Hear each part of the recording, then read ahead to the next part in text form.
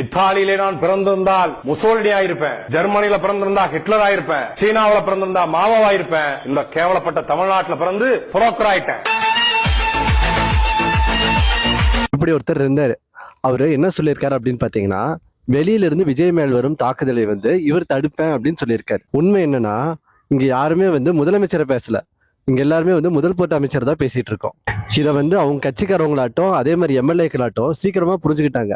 இப்ப கூட்டணிக்கு புதுசா போயிருக்கனால இவருக்கு இன்னும் தெரியலன்னு நினைக்கிறேன். இதோட முக்கியமான விஷயம் என்னன்னா, நம்ம முதலமைச்சருக்கு வெளியிருந்து தாக்குதல்கள்லாம் வராது, அவரை கட்சிக்குள்ள இருந்தே தான் நிறைய பேர் தாக்கிட்டு இருக்காங்க. ஒரு அரசு உருவானா அந்த அரசுல யாரு தப்பு பண்ணாலும் சரி, எந்த அமைச்சர் தப்பு பண்ணாலும் அது முதலமைச்சர் தான் முதல்ல பாதிக்கும். அதே மாதிரிதான் இப்ப அமைஞ்சிருக்க அரசுல விதவிதமா ரகரகமா வாஷிங் மிஷின் ஆட்சி நடந்துட்டு இருக்கு. இதுக்கு ஒரு எடுத்துக்காட்டு பாத்தீங்கன்னா, நம்ம அமைச்சர் கீர்த்தனா இருக்காங்கல்ல, அவங்க கிட்ட ஒரு கேள்வி கேட்டிருக்காங்க. இந்த ஊழல் புகார் என்ன ஆதாரம் இருக்கு அப்படின்னு கேட்டதுக்கு அவங்க ஒரு பதில் சொல்லியிருக்காங்க.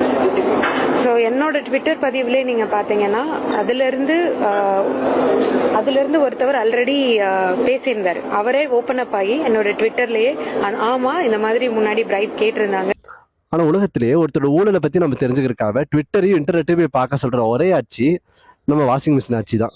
இது மட்டும் இல்லாம இன்னைக்கு புதுசா என்ன பண்ணிருக்காங்கன்னா, முதல்வர் அப்படிங்கிற பேர் எந்த திட்டத்துல இருந்தாலும் அதை தூக்கிடுவாங்க போல. ஏன்னா இவங்களுக்கு முதல்வர் அப்படிங்கிற பேரு பிரச்சனையா இல்ல இந்த பேரை வச்சவரால பிரச்சனையான்னு தான் புரிய மாட்டேங்குது. ஆனா என்னன்னா, நம்ம ஒரு ஆட்சியை குறை சொல்லலாம், ஆனா குறைகளால மட்டுமே ஒரு ஆட்சி நடக்குது அப்படிங்கறத நம்ம எங்க போய் சொல்றது. ஆனா கடைசியில ஊழல் அளிப்போம்னு சொல்லிட்டு வழக்கறிஞர்களை தேர்வு செய்யறதுல 120 கோடி ஊழல் நடந்திருக்கு அப்படின்னு சொல்லிட்டு இருக்காங்க.